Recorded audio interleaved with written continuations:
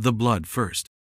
A dark flower blooming on the parched earth, petals of crimson soaking into the white lace of her dress. A dress meant for vows, for beginnings. Now a shroud of an ending she could not recall. Elara. Her name, a whisper in the vast, echoing silence of Red Snake Canyon. She pushed a hand against the grit, fingers sticky, trembling. The sun, a merciless eye, beat down from a sliver of blue sky visible between the towering canyon walls. Rock, red and unforgiving, pressed in from all sides, ancient and indifferent. Her head throbbed, a drumbeat of pain that matched the frantic pulse in her throat. Jedediah. His name was a raw scrape in her mind. Where? The horse, their sturdy mare Daisy, gone. The pack mule, gone. Only the scent of dust, dried blood, and a profound, terrifying emptiness remained. She remembered laughter, sunlight dappling through cottonwood leaves as they rode. Jedediah's hand on her arm. His smile, the one everyone in Whisper Creek said was as good as gold. Sheriff Thorne's boy. Lucky, they'd called her. Lucky Elara. She tasted bile and copper. This was not luck. This was a grave. She dragged herself up, the torn lace catching on sharp stones, her limbs screaming protest. The bridal gown, once pristine, now mocked her, a tattered flag of her illusions. Days. How many? The sun arced and fell, arced and fell. Thirst became a living thing, clawing at her throat. Hunger gnawed. She found a rifle leaning against a rock, half hidden by a desiccated bush. Not Jedediah's engraved Winchester. This was older, plainer, its stock scarred, its barrel cool and heavy in her trembling hands. A stranger's gun. Had someone been here? Before? After? The memories were shards, sharp and disconnected. A glint of steel, a low growl, not animal, a suffocating pressure. Jedediah's face, pale in the moonlight, eyes wide with something that wasn't love. Then, blackness.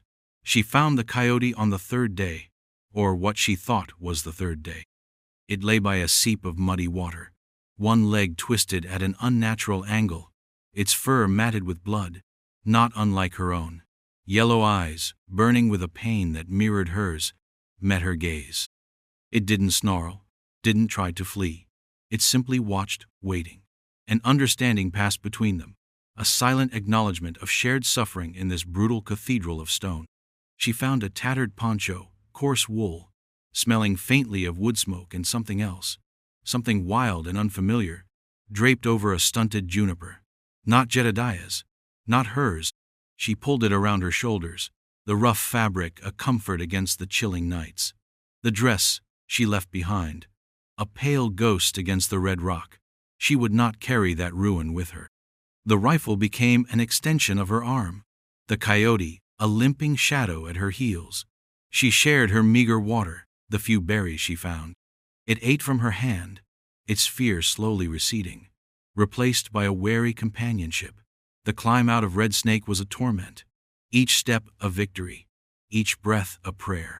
When the lip of the canyon finally yielded to the flat, desolate plains stretching towards Whisper Creek, she did not look back. The sun was setting, painting the sky in hues of orange and bruised purple, the colors of her own battered skin. She was a specter, haunting the edge of the world, dragging her brokenness, and a broken animal, towards a town that expected a bride.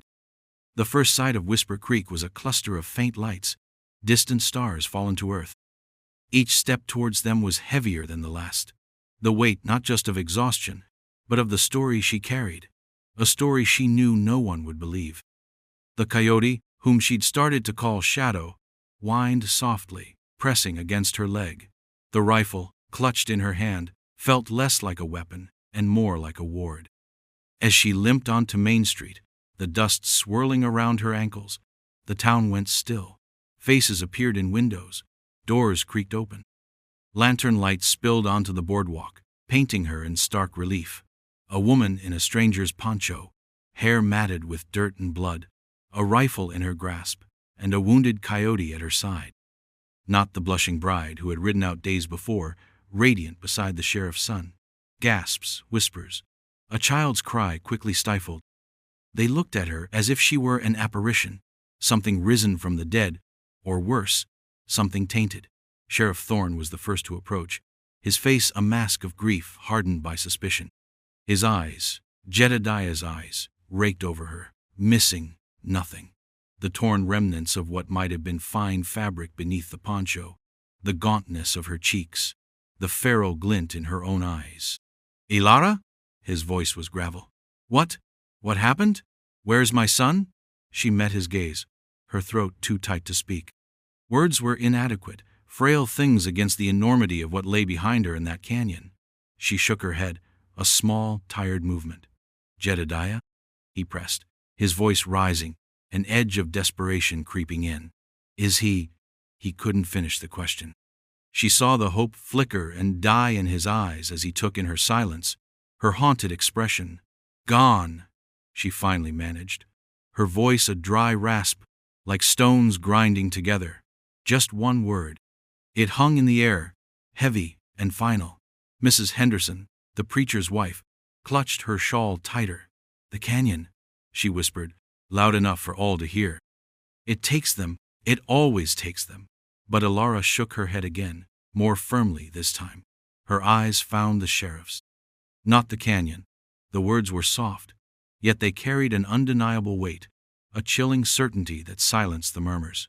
"It wasn't the canyon that tried to kill me." She wouldn't say more. Couldn't. The memory was a black hole, threatening to swallow her if she peered too deeply. They took her to Doc Miller's, more out of duty than concern, it felt. He cleaned her wounds, his touch impersonal, his questions probing, but she offered nothing beyond terse denials and shakes of her head. They wanted answers she didn't have, or couldn't give. They wanted Jedediah, the golden boy returned. She had only brought herself, a rifle, and a coyote that the stable boy, young Tim, looked at with wide, fearful eyes before Thorne ordered it tied up out back, away from the town's sensibilities. They gave her a room at the boarding house, Mrs. Gable eyeing her with a mixture of pity and distrust. The townsfolk whispered. She was a liar, covering for some shameful act. Or mad, her mind broken by whatever ordeal she'd survived. Or cursed. The sheriff questioned her again and again. His grief was a raw, palpable thing, but beneath it, accusation simmered. Why was she alive? And Jedediah gone? Why the rifle? Why the coyote? Why the silence? Her father's small, neglected ranch lay at the edge of town, a place she'd thought to leave behind forever with her marriage. Now, it was her only refuge. She walked there the next morning, Shadow limping faithfully beside her, having chewed through his rope in the night. The townsfolk watched her go, their eyes cold. The old barn leaned, tired and weathered, much like her spirit. The scent of hay and dust, a familiar comfort from a childhood that felt a lifetime away. She set about making it habitable for herself and Shadow, finding a strange solace in the rhythm of mundane tasks, mucking out old stalls, patching the leaky roof, fetching water from the creek. Each movement was a small act of defiance against the darkness that clung to her. The rifle, she kept close, always loaded. She'd wake in the night, heart pounding, the faint scent of wood smoke and that other, wilder smell from the poncho filling her nostrils, the canyon's chill seeping into her bones even miles away. Flashbacks, jagged and visceral, would tear through her sleep. Jedediah's face, not smiling, but contorted. A flash of polished metal, not his. A voice, low and guttural, speaking words she didn't understand but felt in her marrow. She would sit up, gasping, clutching the rifle, Shadow whining softly beside her, his warm presence a small anchor. The townsfolk mostly left her alone, a wide berth of suspicion and fear surrounding her like an invisible fence. Supplies were left on her porch, paid for with the last of her mother's savings. No one met her eye.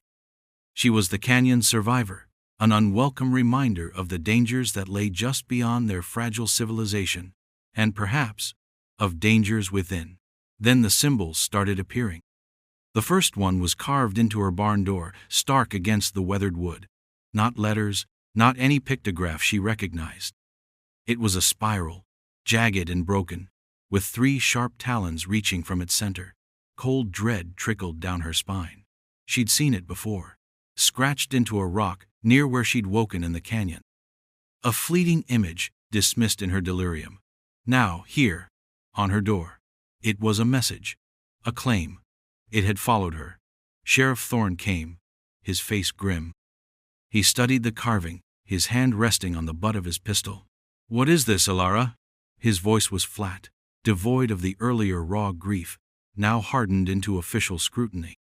Vandalism? Or something more? She shook her head, unable to voice the terror coiling in her gut. "I don't know." He didn't believe her. She saw it in the set of his jaw, the narrowing of his eyes.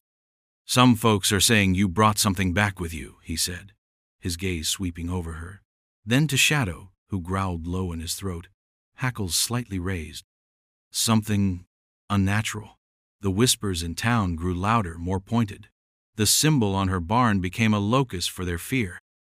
It wasn't just grief for Jedediah anymore.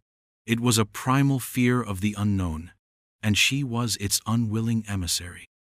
Martha, the blacksmith's wife, a woman who had once smiled at her, now crossed the street to avoid her, clutching a small wooden cross. Even the children, who used to wave, now fell silent and hid behind their mother's skirts when she passed. She was an outcast, branded by a mark she didn't understand but knew was a harbinger.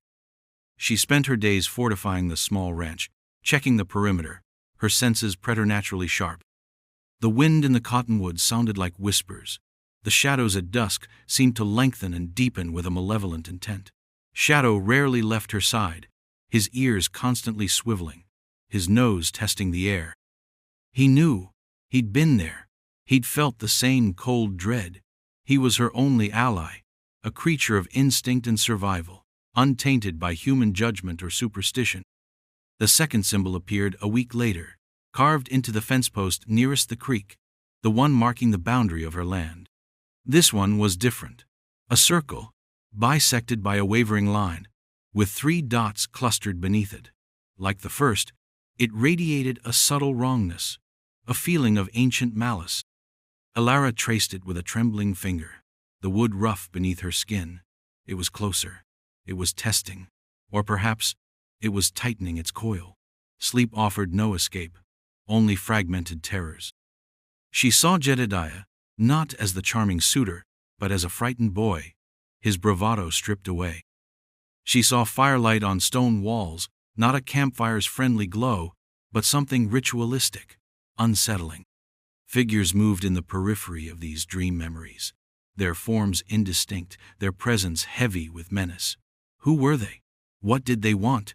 And Jedediah, was he a victim, like her? Or something else?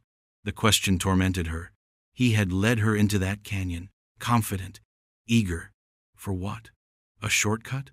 A secret place he wanted to share?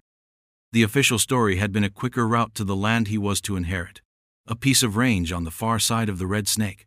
But his eagerness had felt different, almost feverish.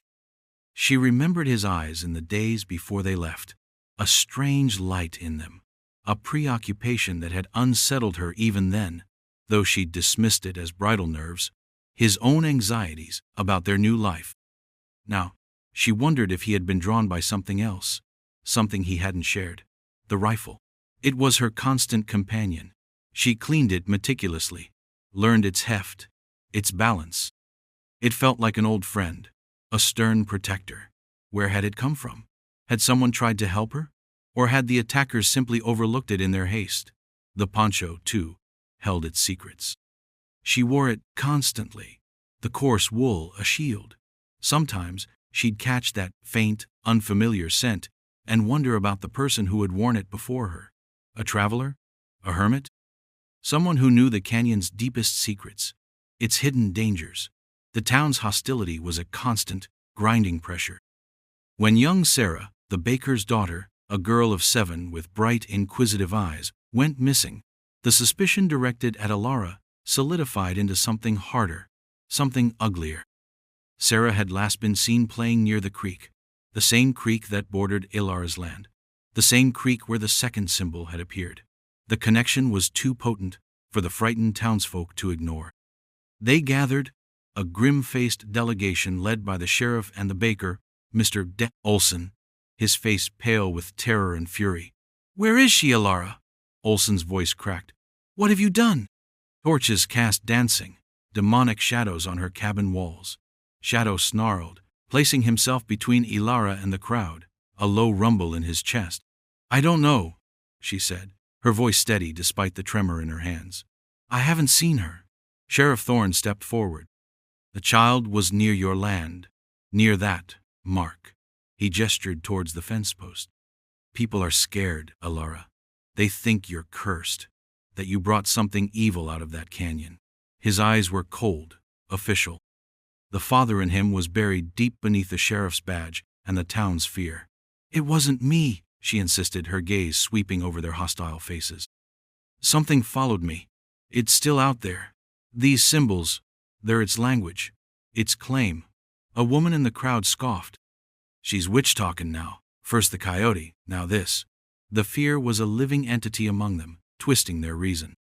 Ilara knew then that she was truly alone, save for the limping coyote at her side. The thing from the canyon, whatever it was, wasn't just hunting her.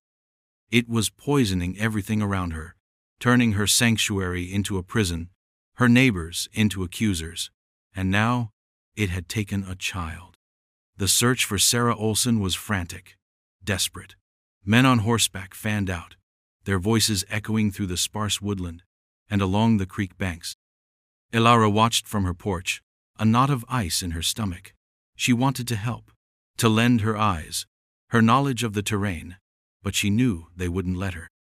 To them, she was the cause, not a potential solution.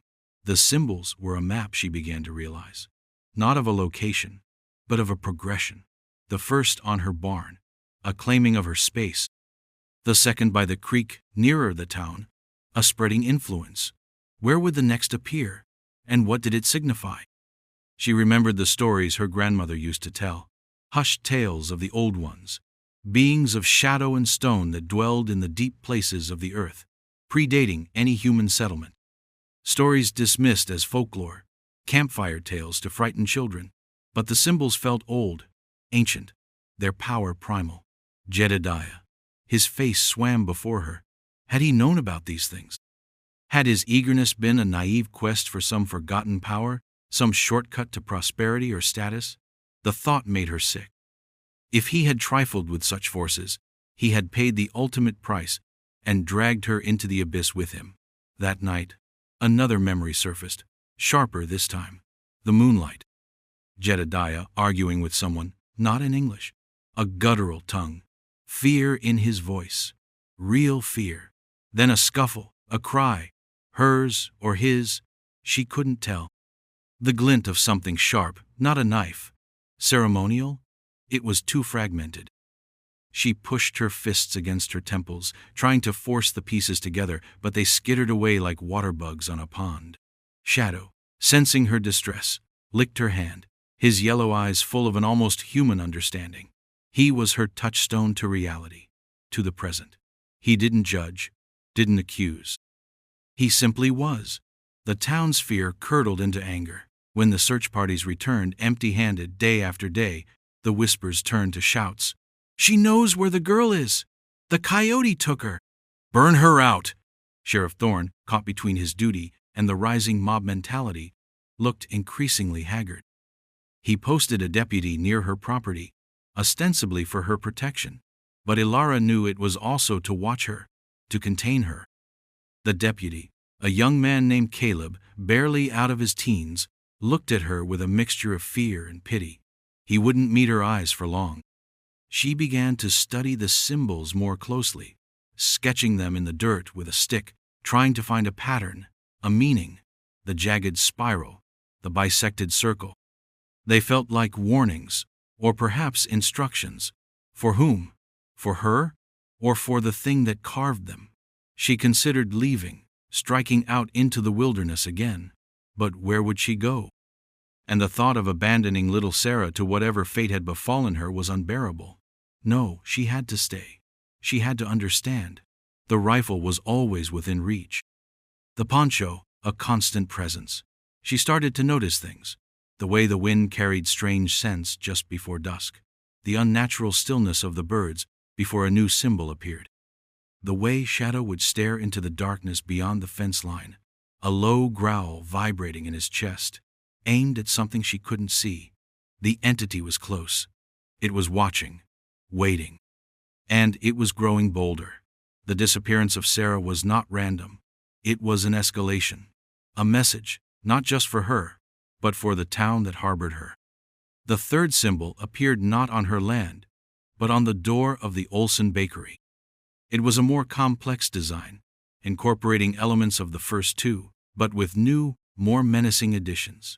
Sharp, tooth-like projections around the spiral, and the bisected circle now seemed to weep three jagged lines, like tears of blood. The town's reaction was immediate and explosive. Fear became hysteria. The bakery was a central point, a place of warmth and sustenance, now defiled. Mr. Olsen, hollow-eyed and broken, stood before it, his wife sobbing uncontrollably. Sheriff Thorne looked at Alara, his face a stony mask, but his eyes held a flicker of something new, not just suspicion, but a dawning, reluctant horror that perhaps, just perhaps, her wild tales held a grain of terrible truth. This is not a prank," he said, his voice low, addressing no one and everyone. The crowd, however, needed a focus for their terror, and Alara was still the most convenient target. "She's controlling it!" someone shrieked. "She's calling it into town!" Ilara stood her ground, Shadow a silent, bristling guardian at her side. "It's not me," she said, her voice carrying over the rising clamor. "It's drawing closer. It wants something. It wants the girl," Mrs. Olsen cried, her voice raw with anguish. "Or it wants her," a man spat, pointing a trembling finger at Ilara. "And it's using the child to get to her." That night, Ilara didn't even try to sleep. She sat on her porch, the rifle across her lap, Shadow at her feet, his head resting on his paws but his ears alert. The moon was a pale sliver, offering little light.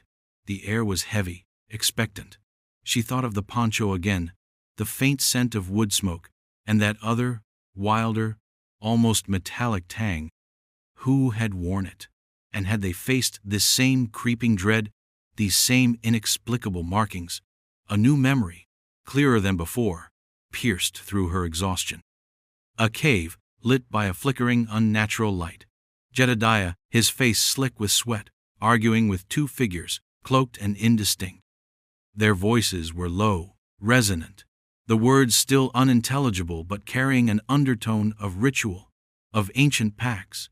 He was offering something small and glinting in his hand. A gold nugget? No, smaller. Beads. The beads her mother had given her, the ones she'd worn for luck on their journey. He was trading them. For what?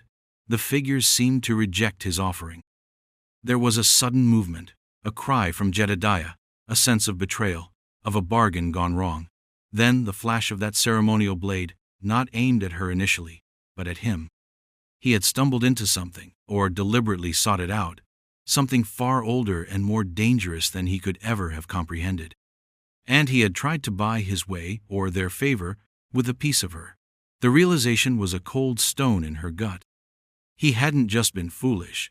He had been a pawn, and then perhaps a sacrifice, and she an unintended complication. The entity, then, was not just some random evil from the canyon. It was tied to these figures, to this failed bargain. The symbols were their language, their claim, their anger. Perhaps it wasn't her it primarily wanted, but something Jedediah had promised, or stolen, or failed to deliver, and she was merely in the way, a loose end, or worse, a substitute. The thought sent a shiver down her spine despite the oppressive heat of the night. Shadow lifted his head, a low growl starting deep in his chest. He stared out towards the dark line of trees that bordered the creek. Ilara tightened her grip on the rifle. They were coming. Not for the town, not yet. For her. To finish what they started in the canyon. The attack, when it came, was not with noise and fury, but with a creeping, silent dread that seeped from the woods like a miasma. Shadow was on his feet, a deep, continuous growl rumbling from him. His body pressed against Alara's legs. The air grew cold, the kind of unnatural chill that raised the hairs on her arms. The faint, metallic scent she associated with the poncho grew stronger, mingled now with the damp odor of disturbed earth and something else, something akin to ozone, like the air before a lightning strike. Two figures emerged from the tree line, moving with an eerie, gliding stillness that was not quite human. They were tall, cloaked in dark, ragged material that seemed to absorb the faint moonlight, their faces obscured by deep hoods. In the dim light, she couldn't see if they carried weapons, but their intent was a palpable wave of menace. These were the figures from her fragmented memories, the ones who had confronted Jedediah, the ones who had left her for dead. They stopped at the edge of her cleared land, just beyond the fence line where the second symbol had been carved. One of them raised a hand, long, pale fingers emerging from the cloak. It made a gesture, slow and deliberate. Alara felt a pressure in her head, a dizzying wave of nausea. The symbols, they weren't just markings, they were conduits, focusing some kind of energy, some kind of will. The rifle felt solid in her hands. She raised it, the cold stock pressed against her cheek. "Stay back," she called out, her voice surprisingly steady. "This is my land." One of the figures tilted its head, a gesture that might have been curiosity or mockery. A low sound emanated from it. Not speech, but a series of guttural clicks and hisses, like stones grinding together, like the voice in her nightmares. It was the sound of the canyon's deepest shadows. The other figure took a step forward. Shadow lunged, not at the figures, but towards the barn, barking furiously at the door with the first symbol. Alara's blood ran cold. Were there more? Were they trying to surround her? She couldn't fight on two fronts. She had to make a stand here, now. "I'm warning you," she said, her finger tightening on the trigger. The figure that had stepped forward raised its hand again, and this time, Alara saw something glint in its grasp. A long, thin object, like a shard of obsidian, wickedly sharp. The ceremonial blade from her memories, the one that had tasted blood in the canyon. It was not Jedediah they wanted now. It was her, or perhaps the story she carried, the witness she represented. She thought of Sarah Olson, lost and alone. She thought of the town, cowering in fear, ready to sacrifice her to appease the unknown, and a cold resolve settled over her. She would not be a victim again. She would not be silenced. The figure lunged, impossibly fast. Alara fired. The shot echoed, unnaturally loud in the stillness, ripping through the night. The figure stumbled, a screech tearing from its hidden throat, a sound that was utterly inhuman. It clutched its shoulder, where dark fabric was suddenly darker, wetter. It hadn't gone down. The other figure remained still, watching, its hooded head slowly turning towards the sound of the shot, then back to Alara. It felt like a test, a judgment. Shadow was still barking at the barn, a frantic, desperate sound. Alara knew she had to move, to break their pattern. This was not a fight she could win with bullets alone, not if they were what she suspected. She backed towards her cabin, the rifle still aimed at the wounded figure, which was slowly, painfully, rising to its full height, the obsidian shard still clutched in its hand. The wounded figure hissed, a sound like steam escaping a fissure, and began to advance again, slower this time, but with no less menace. Its companion remained a still, dark sentinel by the trees. Alara knew she couldn't stay exposed. She fired again, aiming for center mass, but the figure twisted with surprising agility, the bullet thudding into the dirt beside it. These were not simple men. There was a wrongness to their movements, a resilience that defied normal injury. Shadow's barking at the barn intensified, and then a new sound joined it, a scraping, splintering noise. The barn door. The symbol. It was being activated, or something was trying to break out, or in. The one by the trees finally moved, not towards her, but gliding swiftly towards the barn, disappearing into the deeper shadows around its side. They were trying to flank her, or perhaps unleash something else. A desperate plan formed in Alara's mind, born of instinct and the faint, lingering sense of the poncho, wood smoke, wildness, and that metallic tang, fire. It was an elemental force, something these creatures of shadow and stone might respect or fear. She backed into her small cabin, her eyes never leaving the advancing wounded figure. Inside, her small hearth held a few dying embers from her earlier uneaten meal. With trembling hands, she grabbed a piece of kindling, thrusting it into the embers until it caught a small, defiant flame. The figure was at her doorway now, its hooded face filling the opening, the obsidian shard raised. She could smell its breath, cold and earthy, like a freshly opened grave. She thrust the burning kindling towards its face. It recoiled with another screech, batting at the flames, a flicker of something akin to fear in its shadowy depths. This bought her a precious second. She slammed the cabin door, dropping the thick wooden bar into place. It wouldn't hold for long. She could hear it scratching, probing at the door, the wood groaning under pressure. The sounds from the barn were worse now, a rhythmic thumping, accompanied by Shadow's frantic howls. She had to create a diversion, something to break their focus, to give her a chance. Her gaze fell upon the small oil lamp on her table.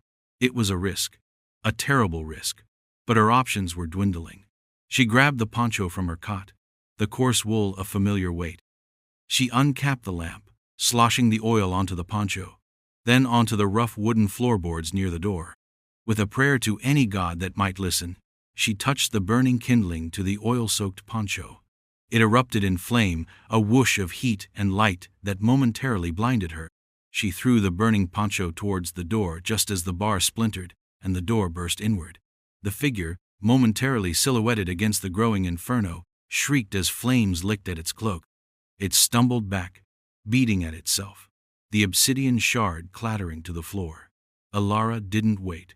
She scrambled out the small back window, rifle in hand, landing hard on the ground outside.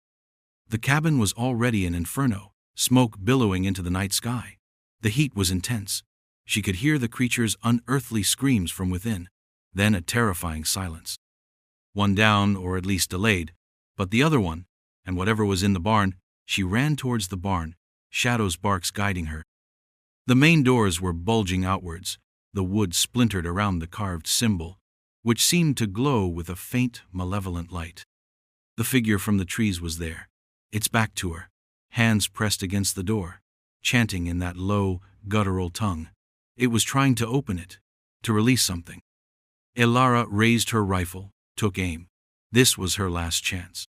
The chanting grew louder, more urgent, the glowing symbol on the barn door pulsing in time with the guttural sounds. Elara knew, with a certainty that chilled her to the bone, that whatever was behind that door was far worse than the two figures she had faced. This was the source, the heart of the darkness that had followed her from Red Snake Canyon. Shadow, despite his fear, darted forward, nipping at the chanting figure's heels, trying to distract it. The figure swatted at him impatiently, never breaking its incantation. Elara steadied her breath, the scent of burning wood from her cabin acrid in her nostrils. She couldn't afford to miss. She squeezed the trigger. The rifle bucked against her shoulder. The figure stiffened. The chant cut off mid-syllable with a wet gasp. It staggered, then slowly, very slowly, turned. In the flickering light from the burning cabin, she saw its face for the first time as the hood fell back. Not human. Gaunt, pale skin stretched tight over sharp bones, eyes like chips of obsidian, glowing faintly from within. No, not entirely inhuman. There was a distortion, a twisting of something that might once have been human. It stared at her, not with pain, but with a cold, ancient hatred.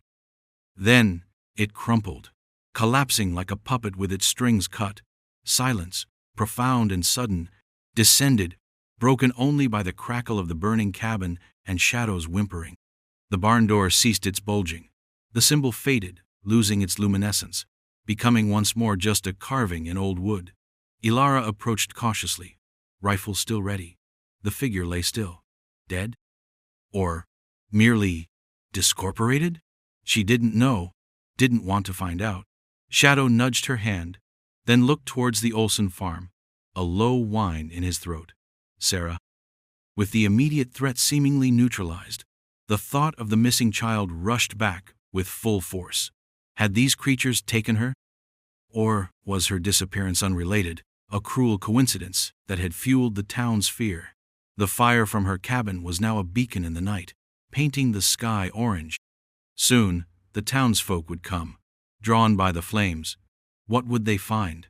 What would they believe? She looked at the dead, or vanquished, figure, at the silent barn, at her burning home. She was still alive. Shadow was alive. That was something. As dawn began to paint the eastern sky with gray light, Sheriff Thorne and a posse of townsmen arrived, their faces grim, illuminated by the dying flames of her cabin. They saw the scene. Elara, soot, stained and weary, rifle in hand, standing over the strange cloaked body. The other, presumably, was consumed in the inferno of her home. Thorne approached the body, nudged it with his boot. His eyes widened slightly as he took in the unnatural pallor, the sharp, distorted features. He looked at Elara, then at the barn, then back at her. For the first time, there was no accusation in his eyes, only a dazed confusion, and perhaps a reluctant sliver of belief. What were they?" he asked, his voice barely a whisper. "They followed me from the canyon," Elara said, her voice hoarse. "They were with Jedediah. He made a bargain with them. It went wrong." The words hung in the air. Jedediah, his son, a betrayer, a fool, a victim. Thorne absorbed this, his face unreadable. Mr. Olson pushed through the crowd, his eyes wild. "Sarah? My girl? Did they?" Elara shook her head. "I don't know. They came for me. But the symbols, they were spreading, like a sickness." Just then, a shout from the edge of the woods. Young Tim, the stable boy, emerged, half carrying, half dragging a small mud-stained figure. Sarah Olson. She was dazed, scratched, and terrified, but alive. She'd been hiding in a hollow log, lost and scared, not taken. The relief was a physical wave that washed over the assembled crowd. Mrs. Olson collapsed in tears, clutching her daughter. In the ensuing chaos of emotion, the strange body, the burned cabin, Elara's wild story, it all momentarily took a backseat to the miracle of the child's return. But Thorne's eyes kept returning to Elara, and to the still figure on the ground. The town had its child back, but something had irrevocably changed. The world was wider, darker, than they had ever imagined. The days that followed were a blur of whispered conversations, furtive glances, and a slow, reluctant reckoning.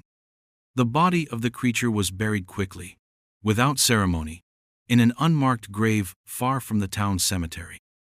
No one spoke of its unnatural appearance, but the memory of it lingered, a shadow in the corners of their minds.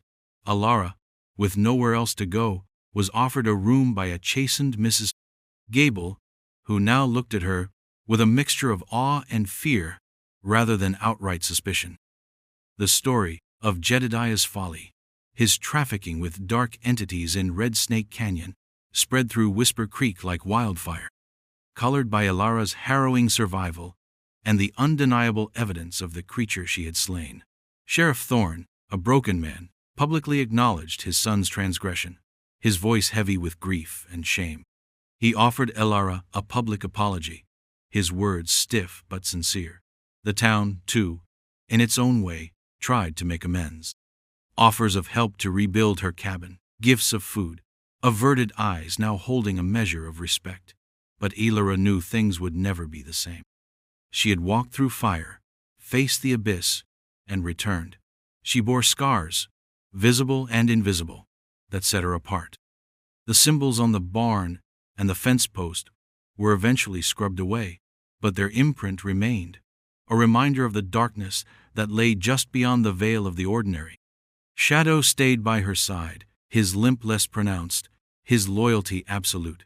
He was her companion, her fellow survivor, a tangible link to the wildness that had both threatened and saved her. The rifle, the stranger's gun, she kept cleaned and ready. It was a part of her now, a symbol of her resilience. The poncho, smoke-stained and torn, she mended carefully. She still didn't know its origin, but she felt a connection to whoever had worn it before, a silent kinship with another soul who had perhaps faced similar trials.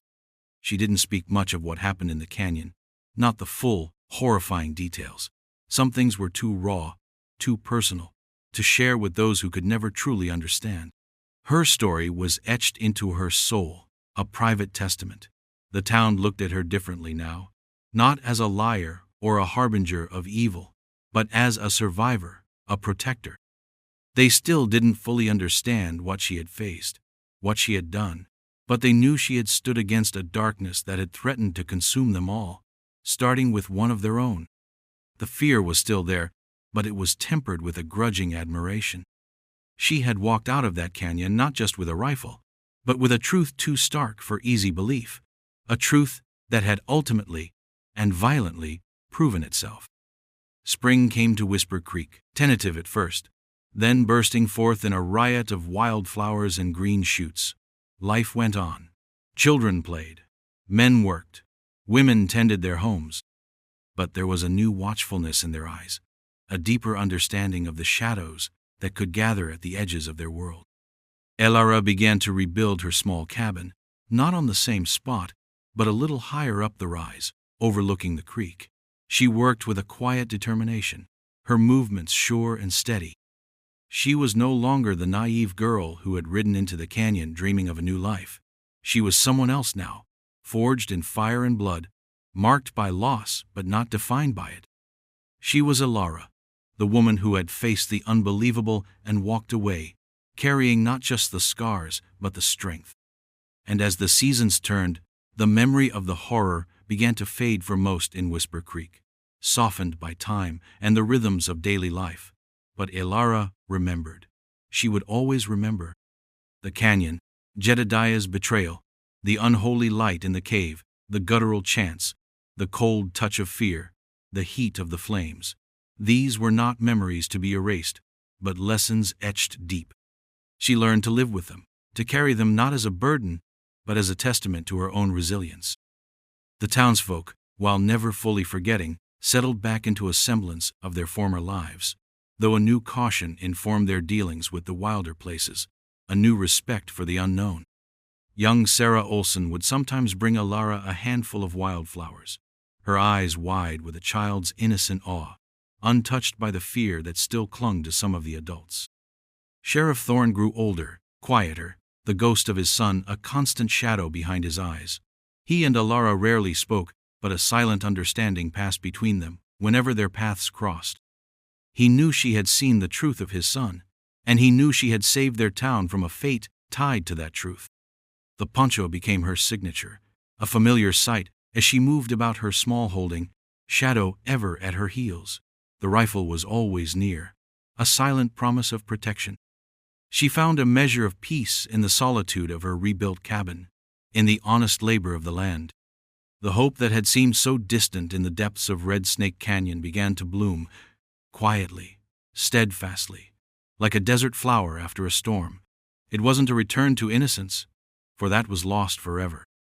It was something harder won, more resilient, the hope of survival, of endurance, of finding a new path forward, even when the old one had been obliterated. The canyon still loomed in the distance, a jagged scar on the horizon, but it no longer held the same power over her. She had faced its darkness and emerged, not unscathed, but unbroken.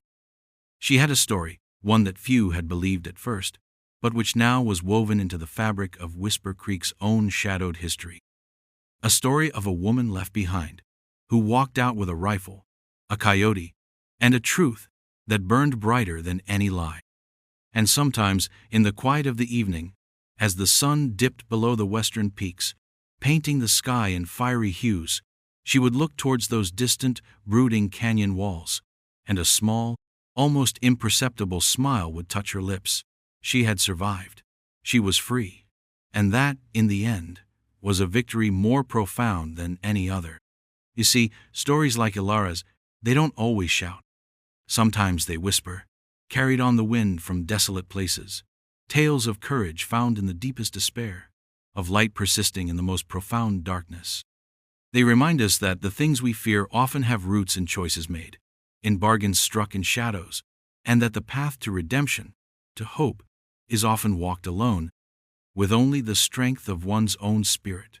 For a guide, what happened in Red Snake Canyon left its mark, not just on Elara, but on the soul of a small town that learned too late about the true nature of the shadows. But it also left a legacy of resilience, a quiet testament to the woman who refused to be broken, who faced down the unbelievable, and who, in doing so, found a strength she never knew she possessed.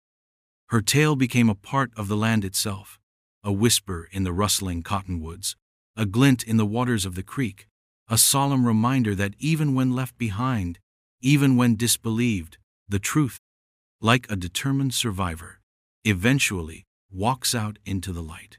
And sometimes, it carries a rifle.